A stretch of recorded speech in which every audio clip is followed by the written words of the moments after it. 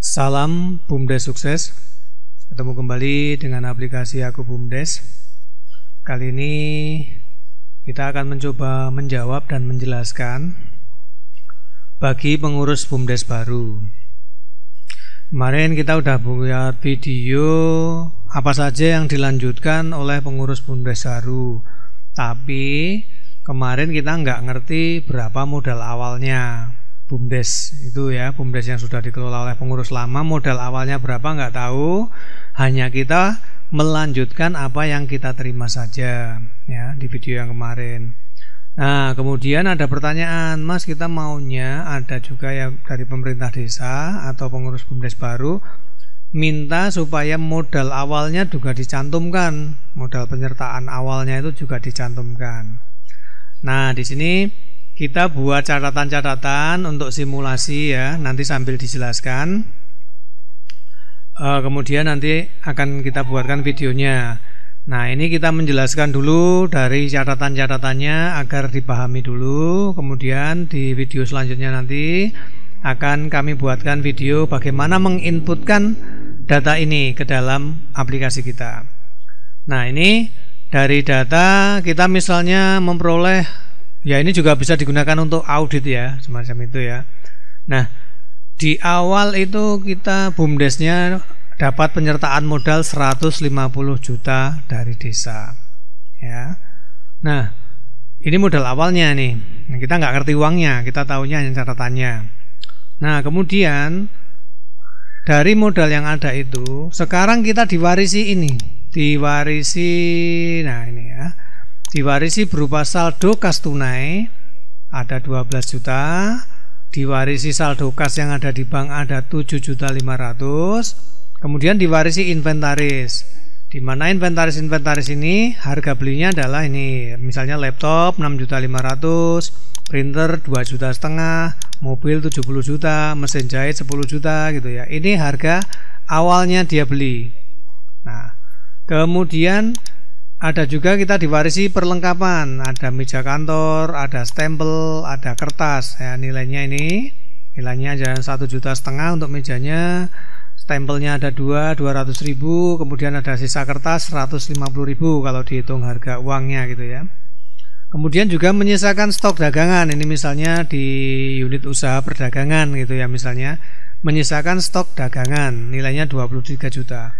Nah semua aset ini tentunya diasumsikan dari mana? Didapatkan dari mana? Membelanjakan uang ini, ya kan gitu ya. Asumsinya seperti itu. Nah, dari modal yang dimiliki 150 juta ini digunakan untuk belanja ini semua.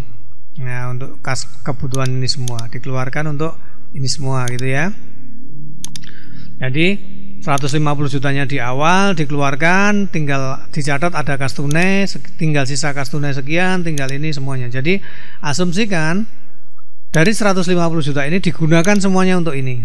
Nah, untuk aset-aset ini.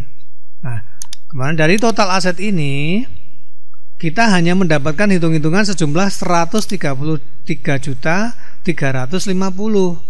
Berarti ada selisih ya, ada kekurangan, kurang 16.650.000, padahal ini duitnya nggak ada. Masuknya kemana? Tentunya ini dihitung rugi ya, karena dari modal 150 juta lah kok cuman sisa ini. Nah ya kan, dari modal 150 juta kok menyisakan hanya 133.350.000 itu ya. Masalah laba yang sudah dibagi dan lain sebagainya kan kita nggak tahu, kita yang terima realnya aja. Nah gitu ya. Jadi dari modal 150 juta sekarang hanya tersisa aset atau total aset antara mungkin kas tunai dengan aset-asetnya hanya 133.350.000. Ada selisih 16.650.000, berarti 16.650.000 ini adalah kerugian.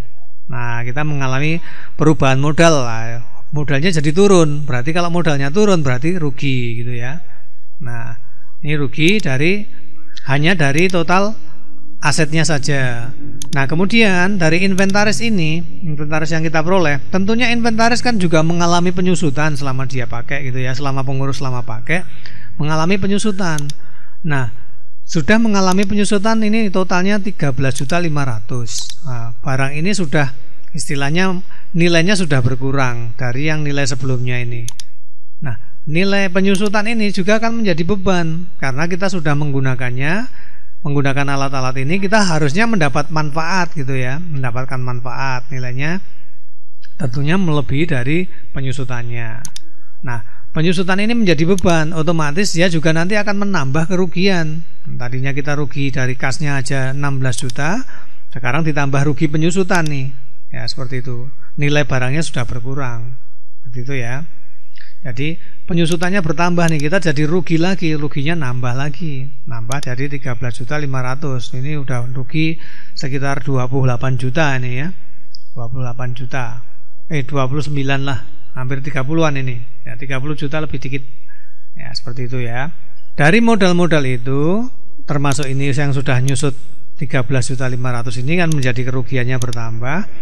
Nah, ternyata juga meninggalkan warisan berupa hutang, meninggalkan warisan berupa hutang kepada bank dan hutang kepada toko atau supplier, nilainya total 29 juta. Tapi uangnya nggak ada, kita harus mencicil hutang, tapi uangnya nggak ada. Di mana ya nggak tahu ya, berarti kita itu anggap aja itu sebagai kerugian lagi, rugi lagi. Nah, ini tadinya 30-an juta, ini ada 30 juta ditambah 29, ini hampir sekitar 60 juta ruginya. Ya seperti itu ya. Dari modal 150 juta ini.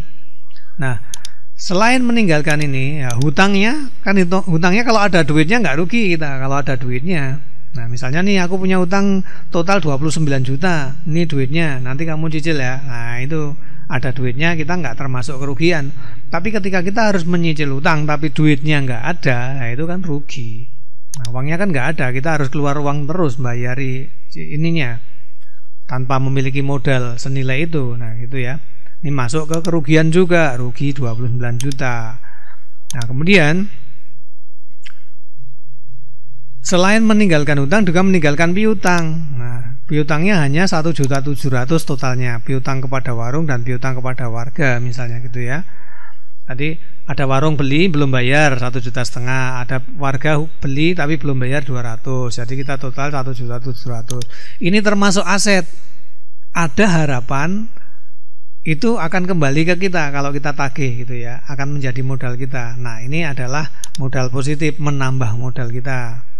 Tapi uangnya di mana? Uangnya masih ada di orang. Uangnya ada di konsumen kita, ada di warung sama di warga. Nah, itu akan menjadi aset kita. Itu kan bisa ditagih. Kalau ditagih dibayar berarti akan menjadi modal kita. Nah, oke, seperti itu ya. Jadi diulangi lagi. Dari modal 150 juta di awal, itu sekarang dia hanya menyisakan uang tunai dan aset nilainya 133.350.000. Nah, sisanya kemana? Otomatis saya hilang kan ya. Ya, dipahami ya. Nah, jadi sisanya hilang, dianggap rugi. Nah, kemudian barangnya tentunya nilainya juga sudah berkurang karena sudah dipakai gitu ya. Nilai ekonomisnya sudah berkurang. Nah, tentunya berkurangnya nilai inventaris itu adalah juga menjadi beban, rugi lagi. Kemudian meninggalkan utang, tapi duitnya nggak ada, kita harus nyicil, rugi lagi. Nah, seperti itu ya. Nah, kemudian meninggalkan piutang, uangnya nggak ada, tapi ada harapan kita memiliki modal itu modal yang masih dipinjam orang. Nah gitu ya, modal kita menjadi modal BUMDes masih di tangan orang. Kalau kita nagih berarti dia akan balik menjadi modal kita. Seperti itu. Dalam catatan akuntansi itu masuk piutang sebagai modal. Oke, demikian ya penjelasan singkatnya. Nanti kita akan lanjutkan dalam video tutorial bagaimana cara menginputkannya ke dalam aplikasi Aku BUMDes. Oke, demikian penjelasan tentang catatan ini. Semoga bisa membantu dan bermanfaat. Salam BUMDes sukses.